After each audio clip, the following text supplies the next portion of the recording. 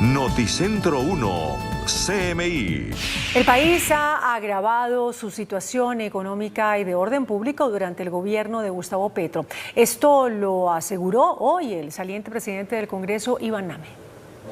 Crítico se mostró el presidente del Congreso, Iván Name Vázquez, con el presidente Gustavo Petro al entregar el balance de su gestión, la legislatura de julio de 2023 a junio de 2024. Dijo que la situación del país se ha agravado en este gobierno. Hay indudablemente un agravamiento en las circunstancias de orden público, en algunos sectores de una dificultad económica que venimos sintiendo, sectores que se vienen deprimiendo, en fin. Yo lo que sostengo es que se han agravado muchas circunstancias nacionales. Reclamó además el presidente del Congreso que el Ministerio de Hacienda no ha transferido para los gastos de funcionamiento del Legislativo 26.000 millones de pesos y que incluso a contratistas no se les ha podido pagar el mes de mayo. Eso limita la independencia de las ramas del poder público, que estemos nosotros sujetos a lo que diga el ministro de Hacienda en materia de recursos. Me parece que requiere y exige un rediseño para que haya una independencia y no que estemos pendientes para pagar la luz de cómo amanece el ministro de Hacienda de temperamento. En la entrega del balance, el senador Name estuvo acompañado por la directora administrativa y el secretario general del Senado. Noticentro 1, CMI. En otras noticias, Colombia ganó un billonario pleito en Estados Unidos por un mega predio decomisado a la mafia. La decisión le evita a la nación el pago de $300 millones, 1,2 billones de pesos aproximadamente.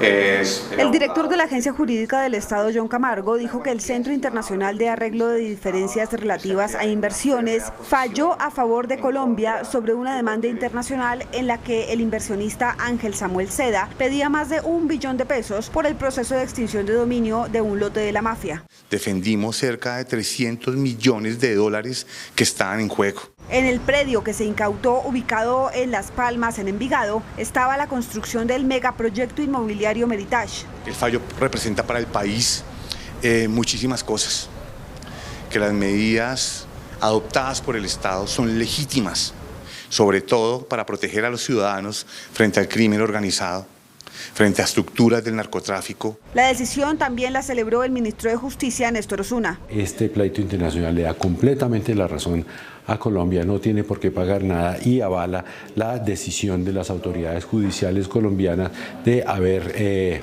declarado la extinción de dominio. Las investigaciones de la Fiscalía decían que el lote había pasado por testaferros de la oficina de Envigado y hasta por el narco paramilitar Héctor Restrepo, alias Perra Loca. El ministro de Salud, Guillermo Alfonso Jaramillo, anunció que se ampliarán las plazas para médicos rurales en Colombia. Era la vía de acceso a la atención. La ampliación de plazas para el servicio social obligatorio en salud se dará a través de los equipos básicos reglamentados para las zonas rurales por el Ministerio de Salud. Esos equipos básicos están constituidos generalmente entre 6 y 8 personas. O sea, estamos hablando de un gran número de profesionales. Muchas de las plazas rurales no habían y se habían disminuido en el transcurso del tiempo porque no había posibilidad de poder atender las solicitudes de los médicos y poder ofrecer esas plazas a los médicos que tienen la obligación del servicio que denominamos servicio rural, servicio obligatorio. Entonces, ya con estos equipos, de 10.000 equipos que ya este año quedan ya contratados, ¿no es cierto? Ya tenemos en este momento ya todos los recursos listos. Yo creo que deben de estar ya funcionando todos en menos de 1 o 2 meses. Se desconoce aún el número de plazas que se habilitarán. La Procuraduría abrió indagaciones a funcionarios de la DIAN por la caída en el recaudo tributario. La delegada para la Economía y Hacienda Pública busca determinar si existió una falta disciplinaria en relación a la brecha en el recaudo del impuesto que superaría los 12 billones de pesos. Además, advirtió que el recaudo tributario entre enero y abril de 2024 acumuló un déficit de unos 10,98 billones de pesos. Un tribunal de justicia de San Salvador condenó a 8 años de prisión al expresidente Mauricio Funes por el delito de lavado de dinero y de activos. Según la acusación, Funes recibió una avioneta como regalo por parte de una empresa guatemalteca a cambio de favorecerla con la adjudicación de un contrato para construir un puente por más de $8 millones. Tras la investigación, la Fiscalía estableció que la empresa no contaba con maquinaria y que tampoco cumplía con los requisitos para participar en la licitación. En video quedó captado el impactante momento en el que un cráter gigante se abre en un campo de fútbol en Illinois, en Estados Unidos. El agujero de unos 30 metros de ancho y 9 de profundidad se tragó parte de la cancha, las gradas y un poste de luz en el lugar. Según la Asociación de Seguridad y Salud Minera, ya se inició una investigación sobre lo ocurrido. Por fortuna, las personas que entrenaban allí se acababan de retirar. La Corte Suprema de Estados Unidos autorizó los abortos en las urgencias tras fallar sobre un caso en el estado de Idaho. En la lucha por mantener el aborto de emergencia en el estado de Idaho, la Corte Suprema rechazó una demanda que pretendía bloquear cualquier tipo de acceso a abortos en salas de emergencia, por lo que dictaminó que por ahora se pueden realizar los procedimientos siempre y cuando sea una emergencia. El fallo desestimó el caso por considerarlo improvisado, lo que significa que el Tribunal Superior no debió haber aceptado escuchar el caso en primer lugar. La decisión de este caso llega luego de que el máximo tribunal emitiera un fallo unánime sobre el uso de la mifepristona, uno de los medicamentos más utilizados para la mayoría de los abortos farmacológicos.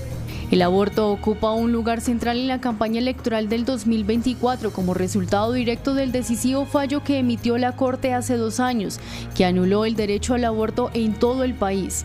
Pero en esta decisión y en otra que preservó el acceso a los medicamentos abortivos. La presidenta de Aliadas, María Claudia Lacutir, manifestó su preocupación por los proyectos de decreto del gobierno con los que se harían cambios en la legislación laboral. Pidió llevar la discusión al Congreso de la República.